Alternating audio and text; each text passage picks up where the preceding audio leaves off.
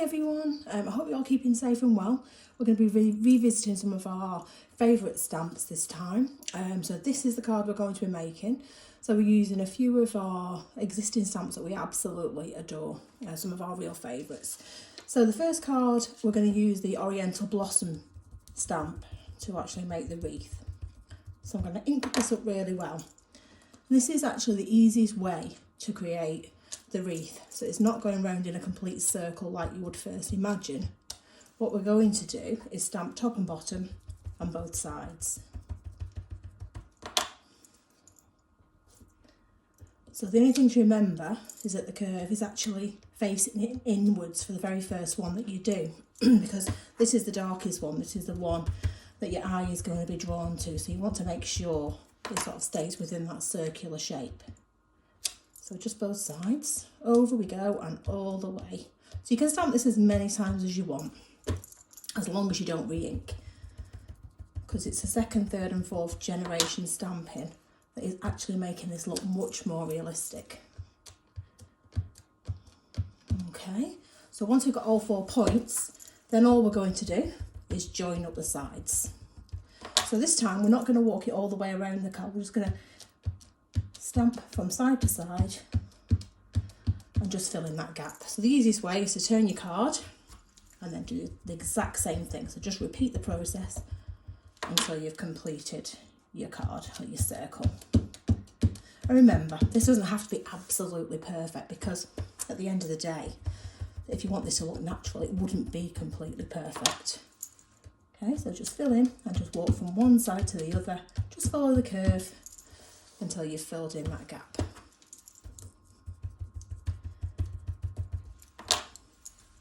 So same thing again. This is such a versatile little stamp. You can do so much with it. I use it in so many ways, and later I'll try and show you a little Christmas version of this as well. So the next thing I'm going to do is to create a little hillside at the back. So I've just used a piece of copy paper, and basically we're just going to attach that using a little bit of removable adhesive, and then my dry baby wipe over my finger, and we're just going to take a little bit of the green pigment ink, and we're just going to blend this off the edge of this hill. So just off the edge of the paper, just blend until you get a really nice coating of colour. Now don't be afraid of the white space, you don't have to fill the whole card in with the green. So we can remove this, and that gives us our little hillside. And then because we've cut this out of the same piece of paper, the other piece that we've got here will perfectly mask that one out. Always leave a little bit of the green showing, and that's just so you don't overmask and end up with a white gap. So we're just going to use a little bit of yellow, and we're just going to blend over the edge. Let me just put a little bit more repositionable on here actually, just so it doesn't, and then we're just going to pop that back and then just blend with our yellow.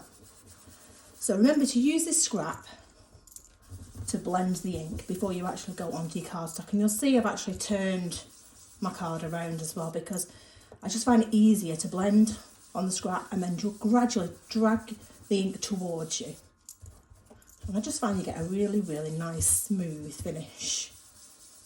So once we've done that, we're going to use a tiny little bit of red just over the top. So just to warm it up a little bit, so it's not quite so bright. So it just softens it up.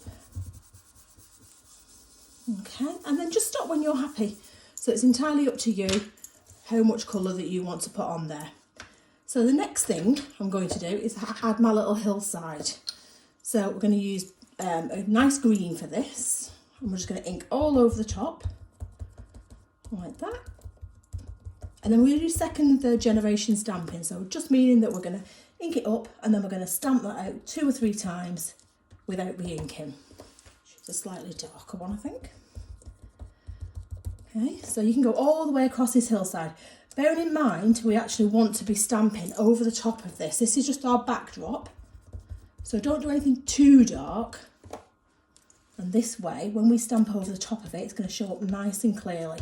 So you can see you get a much more natural look with this as well. Okay, Okay, so I've just inked up another one. I'm just going to go over the top with that. Now another nice thing you can do just to add to the texture is to put a couple of clouds in. So this is a cloud from Up and Away, and I'm just going to stamp a couple of these just in the background, and then we're going to blend them out. So what I'm going to do is take off a little bit of that colour, and then we're just going to gradually just stamp those into the background. So just take a little bit of colour off, and it's uneven pressure that I'm putting on there as well, so you're not actually taking a full layer of the colour off. So it's just nice and soft in the background there. So you don't want it too dark. You don't want the cloud to look too babyish there. So next thing we're going to do is to take this paper away, and that gives us our little hillside. And then what we want to do is stamp our tree over the top. So I'm going to use two colours for this because I want it to look like we've got some highlight on our swing. So I'm inking up with a pale brown or a paler brown, and then we're just going to use a darker brown just over the top of this as well. So I'm just going to catch the edges. I'm going to go all the way up and just leave a little bit of the paler brown showing on the seat there, so that when we actually stamp this down, you're going to get a nice look of a highlight on top of the seat. So always make sure you walk your fingers all the way around your stamp and give it nice even pressure everywhere. Okay, and then we can take this off, and then we've got our swing directly in front of our little scene there as well. So next thing, we're going to add a few little flowers just to finish us off, and maybe the little bird on the front. So we're going to have him sitting on the swing. So for this, we're just going to ink him up really well, and I'm going to add a little bit of the brown on here as well. So again, just to give the bird a little bit more highlight, he's going to have a different coloured chest as well there when we stamp it. Okay, so we've got a two-tone bird. So the next thing we're going to do is add some little flowers in here as well. So this is in the Oriental Blossom set. And we're just going to randomly start to stamp these just over the top like this, nice and soft. And these little rods make this so easy because you want this to be as random as possible. So just stamp those. I'm not going to go all the way around, we're just going to do one corner. But if you want to, you can. It's entirely up to you.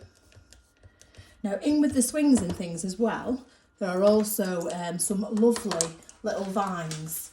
So what we'll do is pop a couple of those in as well. So I'm just going to have these coming down the actual sides of the swing, just like that. And then we're going to add in a few more flowers as well.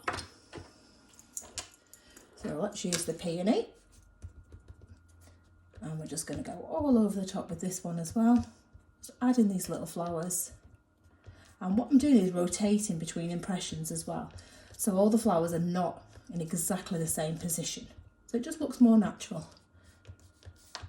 Okay, and then we have a little leaf in this set as well, so we're just going to add a few little leaves, and you can add them coming down the swing. And before we finish, what I'll do is actually show you a little version of this for Christmas as well. Okay. So there we go. There's our little finished card using the Oriental Blossom. And as promised, this is a view of Oriental Blossom but done in black. And we've used exactly the same trees and the same sort of technique, but we have them for Christmas as well. So I hope you enjoyed that. See you soon.